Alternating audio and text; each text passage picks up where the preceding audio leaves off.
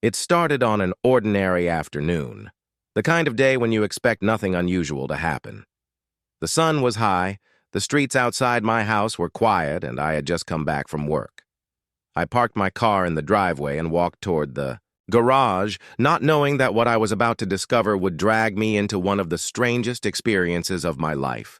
My garage, usually the most boring place in the house, was about to become the center of a story filled with theft, suspicion, and a chase that would involve technology I had never thought I would use in this way.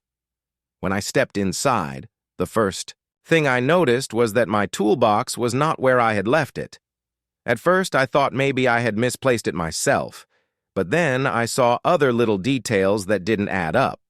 A screwdriver lying on the floor, the ladder moved slightly, and a faint smell of cigarette smoke in the air even though no one in my family smokes. That's when the uneasy feeling began creeping in. I checked more carefully, opening the cabinet where I kept some expensive power tools. My heart sank. Half of them were gone. I rushed outside, scanning the street, but it was empty. I called my neighbor across the street and asked if they had seen anything.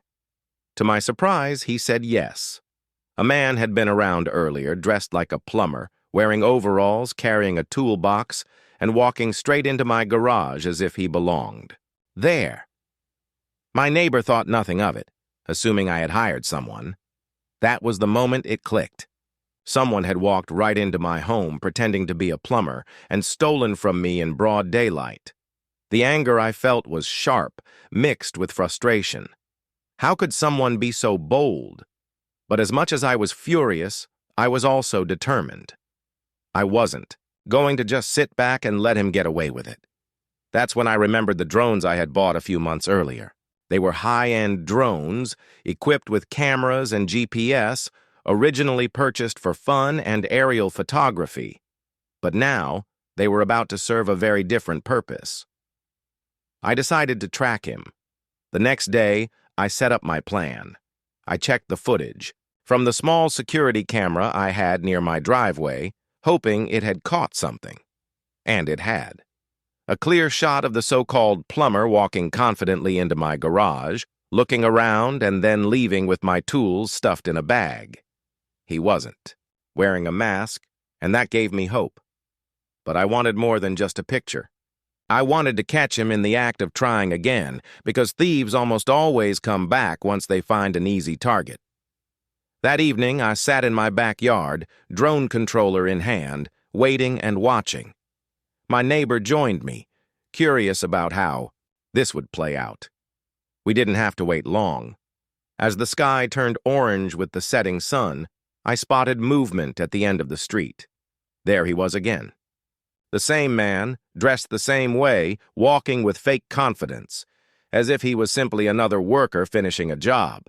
He had no idea that this time I was ready for him. I launched the drone quietly into the air.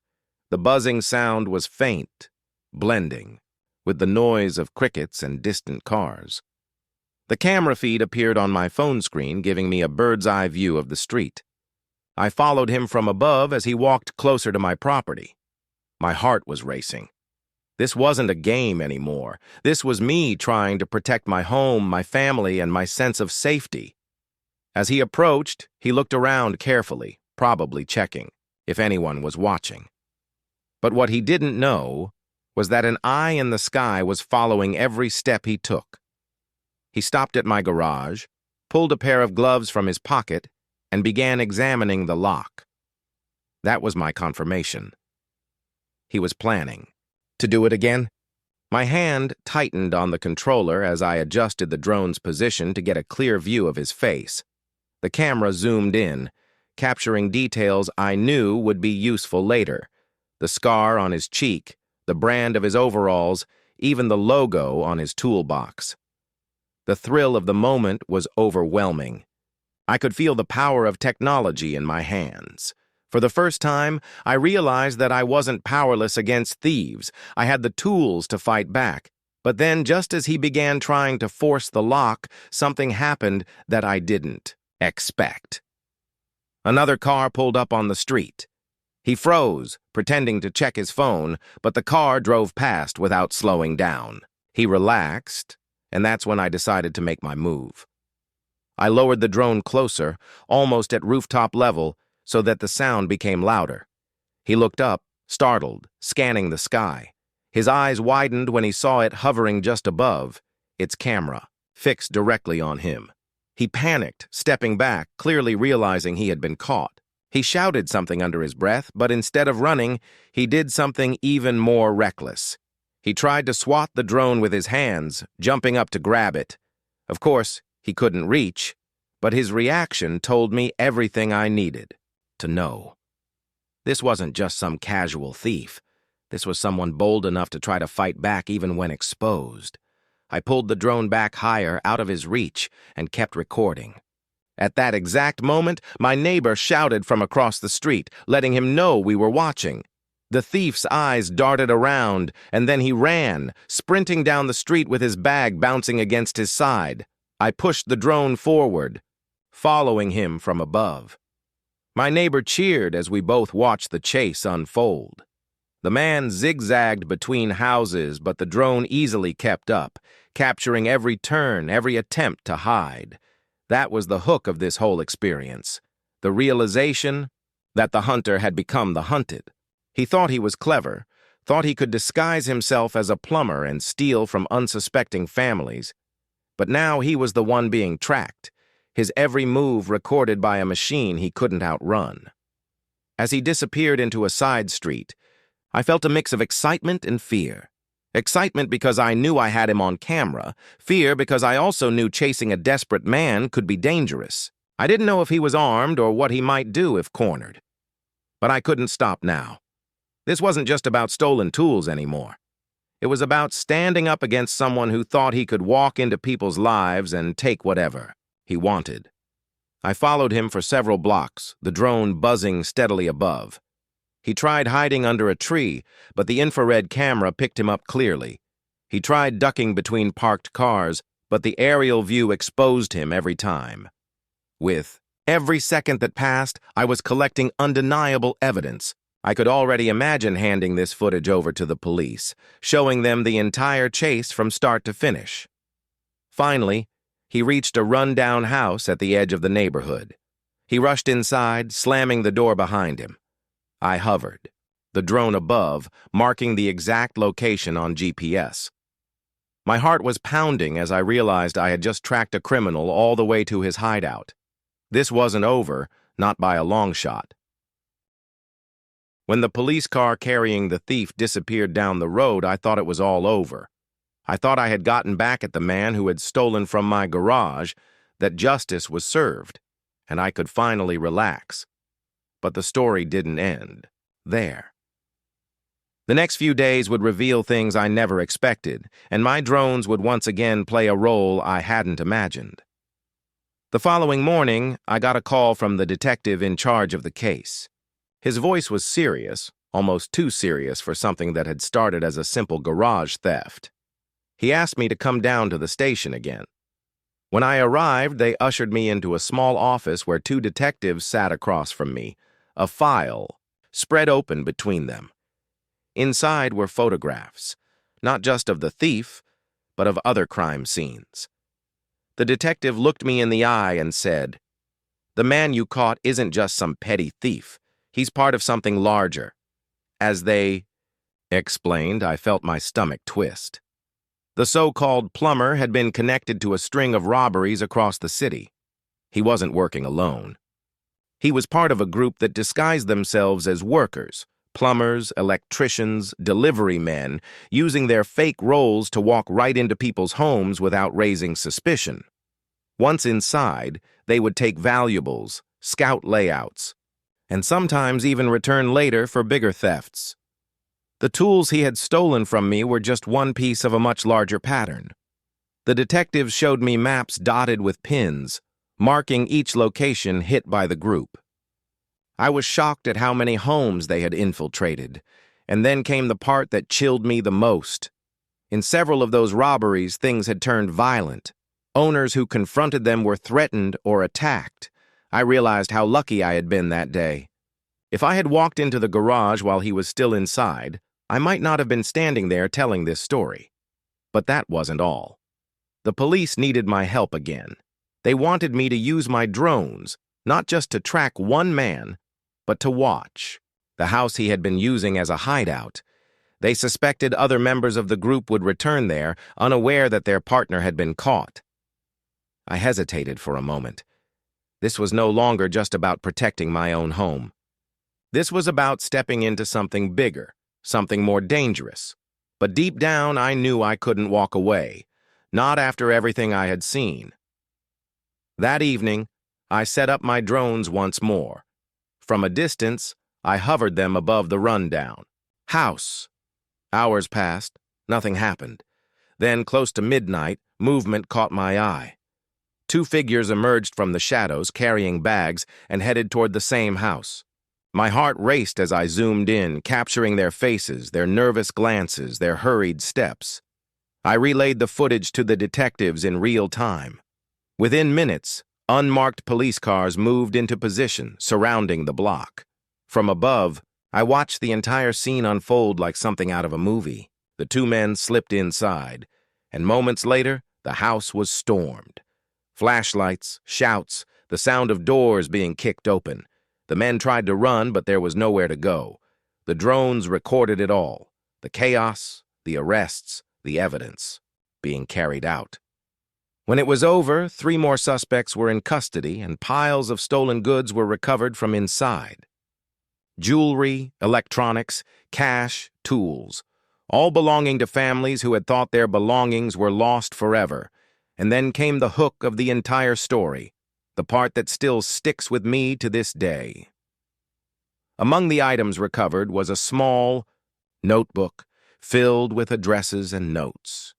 It wasn't just a list of places they had robbed, it was a list of places they planned to hit next. When I glanced at the pages, my blood ran cold. My neighbor's house was on that list. So was mine, marked with notes about what they had already taken and what they intended to come back for. The realization hit me hard. If I hadn't tracked the fake plumber with my drone, if I had ignored the signs, they would have come back again, maybe with more people, maybe with more violence. That notebook turned my relief into a deeper sense of gratitude. The police praised me for what I had done. But I couldn't help thinking about how close it all came to something worse. I had set out to catch a thief who stole tools, but in the process, I had helped uncover a whole operation that could have hurt countless more families. The detectives promised me that the evidence I had gathered would play a key role in shutting down the group permanently. My drone footage, my screenshots, even the audio of the chase, all of it would be used in court. When I finally returned home, I stood in my garage for a long time, staring at the spot where the tools had once been. The place that had felt like a violation now felt like a victory. My family came out, hugging me, thanking me, telling me they were proud. And yet I also knew I had changed. The way I looked at people, the way I looked at the world. A man in a plumber's outfit was no longer just a plumber to me. I had seen how easily disguise could become a weapon. Still, there was another side to it. I also realized how powerful ordinary people could be when they refused to be victims. I wasn't a detective, I wasn't a soldier, I wasn't even a security expert. I was just a man with a garage, a drone, and a determination not to let someone walk all over me. And yet, with those tools, I had turned the tables. Days later, when the police called to confirm that charges had been filed, they thanked me again. One detective said something that stayed with me. He said, "Sometimes it's not about the tools we have, it's about the courage to use them." That sentence summed up everything, because in the end, it wasn't just the drone that caught the thief. It was the decision to act when it would have been easier to do nothing. Now, whenever I fly my drones for fun, I remember that night. I remember the buzzing sound above the street, the scar on the thief's cheek, the way he panicked when he realized the sky itself was against him. I remember the chase, the arrests, and the notebook filled with plans that never came true. And every time I look at my garage, I know that what started as a theft ended as a story of justice, resilience, and a reminder that sometimes technology can protect us in ways we never expect. So if you ever find yourself doubting what you can do, remember this story. A fake plumber tried to steal from my garage. He thought he could walk in and walk out unnoticed. But I tracked him with my drones, and that simple decision changed everything. It brought down more than a thief. It stopped a whole group, protected my neighbors, and showed that even in the face of deception and danger, we are not powerless. And that's how the story ends. With the drone landing back in my hands, its propellers slowing down, and the quiet satisfaction that sometimes the smallest eye in the sky can see more than the boldest thief on the ground. I stood in my backyard staring at the drone feed on my phone. The man had just rushed into a shabby little house at the far edge of the neighborhood, slamming the door behind him. The GPS marker blinked red on the screen, showing me the exact spot. My hands were shaking, not from the drone controls, but from adrenaline. For the first time since the robbery, I felt like I had the upper hand. I had not only caught him in the act, but I now knew where he hid. The fake plumber thought he was clever, thought he could walk away with other people's belongings, but now every detail of his crime was locked safely in my drone's memory card. I replayed the footage quickly, just to reassure myself. There it was, the clear shot of his face, the scar on his cheek, his bag heavy with stolen tools, his frantic running through the streets, and finally, the place he ran into. It was all undeniable evidence. I could feel my neighbor watching me, his eyes wide in disbelief. "You actually tracked him," he whispered, almost as if he couldn't believe what he was seeing. I nodded, still glued to the screen. "And I know where he lives," I replied. The next step was obvious. I had to involve the police. But I also knew that walking into a station with just a story about a fake plumber might not get me far. They needed proof, and now I had plenty of it. I spent the night copying the footage onto a secure drive, labeling every clip with the time and location. I even took screenshots of the man's face, zoomed in on the scar, and marked the GPS coordinates of the rundown house. By morning, I was ready. I walked into the police station with my laptop under my arm. The officer at the front desk looked skeptical at first, as if he had heard 100 stories like mine before. But when I opened the laptop and showed him the video, his expression changed immediately. He leaned forward, watching the footage of the thief sneaking into my garage, then the drone following him across the neighborhood, then the close-up shots of his face. When the GPS location flashed on the screen, the officer's eyes narrowed with interest. "You tracked him yourself?" he asked, almost impressed. I nodded. "With my drones." Within minutes, a small team of officers was gathered around the laptop. They whispered among themselves, pointing at the evidence. One of them recognized the thief. Apparently, he wasn't just a random criminal. He was already wanted for several break-ins in nearby areas. The police had been searching for him for weeks, but he had always slipped away. Now, thanks to my drones, they finally had a solid lead. They asked me to accompany them, not inside the raid, but to guide them with the footage. I agreed immediately. I wasn't about to let this man slip away after coming this far. Soon, I was sitting in the back of a patrol car, the drone controller in my lap, as we drove toward the edge of the neighborhood. My heart was racing again. I kept thinking about what might happen. What if he was armed? What if he fought back? What if this turned into something more dangerous than I expected? But then I reminded myself of the stolen tools, of the violation of someone walking into my home, and the fear he might do the same to others. That was enough to steel my nerves. When we arrived near the rundown house, the officers parked quietly and moved into position. I launched the drone again, its small buzzing sound cutting through the silence. From above, I scanned the area, circling around the house. The roof was broken in places.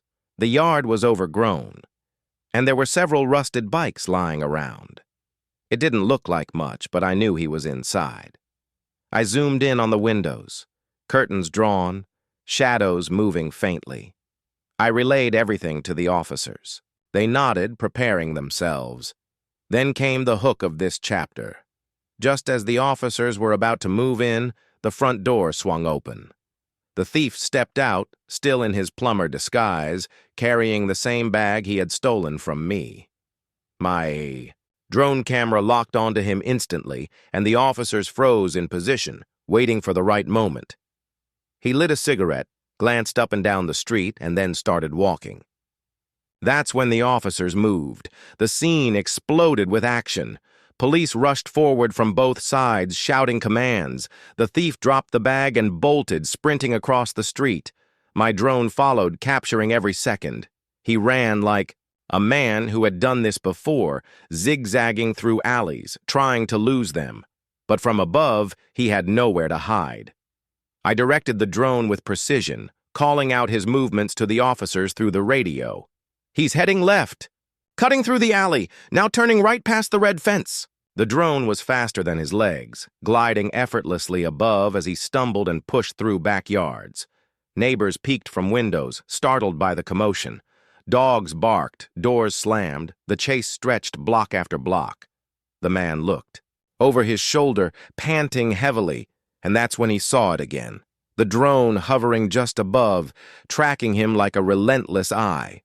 His panic was visible even from the camera feed. He cursed, waving his arms, but he couldn't stop.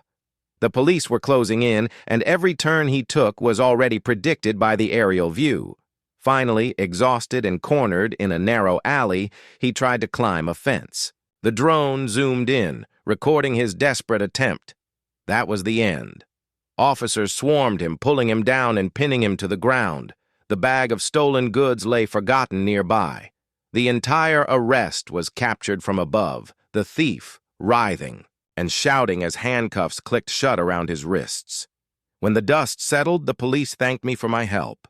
They admitted that without the drone footage, catching him might have taken weeks more. The evidence I had provided not only proved his crimes, but also connected him to several other unsolved cases. My tools, my neighbor's trust, and the boldness of one fake plumber had ended up creating a story none of us would ever forget. As I packed up my drone and watched the patrol cars drive away with him in the back seat, a strange feeling washed over me. Relief, yes. Satisfaction, definitely. But also a sense of caution. If one man could walk into my home disguised as a plumber, how many others were out there planning the same tricks? The world suddenly felt a little less safe, but at the same time, I realized I wasn't helpless. Technology, awareness, and determination had given me a chance to fight back. Still, I knew this wasn't the end of the story. Something inside me told me there was more to this thief than just a simple break-in. The look in his eyes, the way he fought, the sheer boldness of walking around in disguise, it all hinted at something bigger. And as it turned out, I was right.